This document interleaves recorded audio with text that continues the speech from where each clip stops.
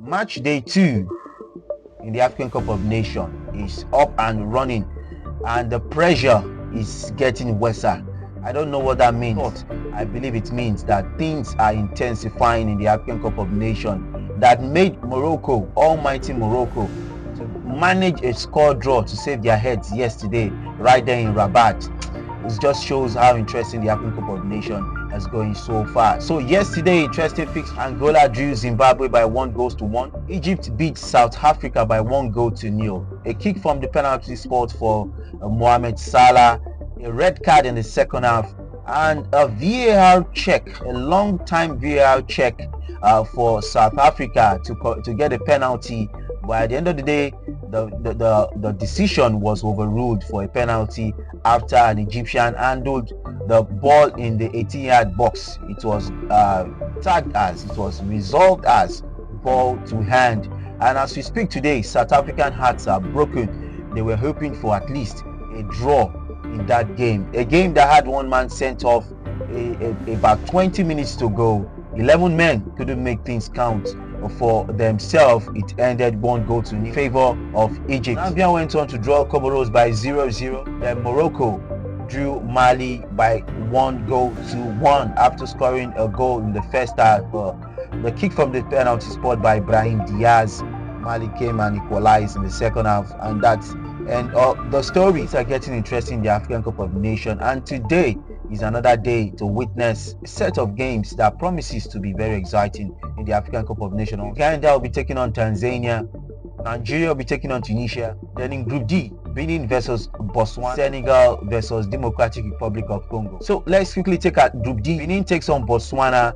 Both sides actually lost their first games to their respective sides, and they'll be looking forward to gaining ground, not to be knocked out of the group stages of the African Cup of Nations. So on paper, these two sides are not really of a strong weight compared to other teams like Morocco, Nigeria, Ivory Coast, Senegal, Egypt. So Benin is quite the stronger side in this one. So I'm tipping Benin to defeat Botswana at least by 3-1 in that particular encounter. Straight to Senegal versus Democratic Republic of Congo. Both sides have shown strength, but Senegal is a strong side. In fact, one of the strongest teams in Africa, and I believe they are going to ease past Democratic Republic of Congo because they've got the quality of players, the like of Iliman Ndiaye, Nicholas Jackson, Sadio Mane in the mix, Kalidou Koulibaly, Idrissa Gana Gueye. Those are players that can change a game at any point in time. So I'm tipping Senegal to come out tops 2-1 over Democratic Republic of Congo. Not forgetting that Congo has decent players also. One of their captain, their star man, Chancellor Mbemba, he's a man that has been there and he knows his onions. He was pivotal in that game against Nigeria in the FIFA World Cup qualifiers playoff, where they defeated Nigeria from the penalties and advanced to the intercontinental playoff. Moving on from that particular one, let's look at another games coming up in the Group C. Uganda will take on Tanzania.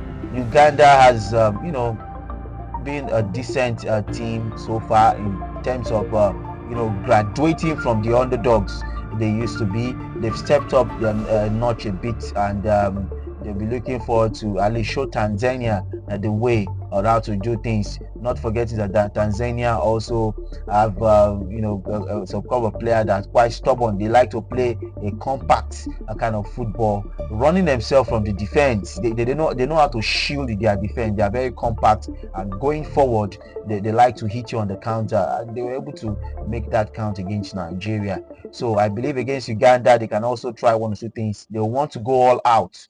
They wouldn't want to stay back. They wouldn't want to, pack the bus. They'll be looking at Uganda like, if you take on yourself, I know things will be underdogs for here, because now we are in the same level of underdogship. Whatever that one means. Just note that the game between Uganda and Tanzania, it's a quite interesting matchup. So I'm tipping that match to end in a draw.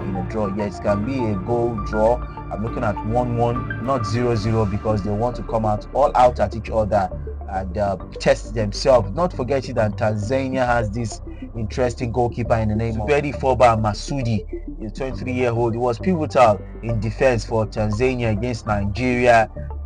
trying to keep the clean sheet, making top saves, top draw saves, but he couldn't get hold of that header from Semi Ajayi and that wonderful left-footed strike from Ademola Lookman. Dennis Omendi of Uganda is another player to watch out for in that fixture. He got their only solitary goal against Tunisia. He has scored in the last 3 matches he has played in, with that of his club side APR FC in Rwandan League.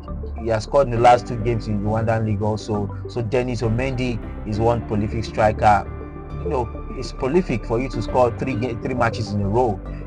I can call you prolific, whichever way you want to look at it. He has been getting on the score sheet. So he's one man to look out for in the game between Uganda and Tanzania. Right, let's look at the, presumably on paper, the star match of today, Nigeria versus Tunisia. These 2 sides, they've met themselves over and over again, and they've managed to just get 1 win each from the matches they've made themselves. The rest has been draws. So 1 win, 1 loss for Nigeria against Tunisia, 1 win, 1 loss for Tunisia against Nigeria, and the rest of them now draw soup. So are we going to bring our swallow, our semo, our fufu, our eba to today's game? Is it going to be another draw, or we're going to get a victor and we're going to get a vanquish? Only time will tell. But looking at that game, it's a game of a strong weights. Yes, we have Tunisia with a couple of interesting players. One of them is Elias Ashuri. He got a brace in the last game against Uganda, and you'll be looking forward to continue his goal scoring form. There's Elias Shekiri and Hali Baji. These players are interesting players we should look at. Nigeria, on the other hand, the likes of Ademola Lookman, Samuel Chukwueze, and Victor Osimhen, top African players, African best award winners in the last 5 years.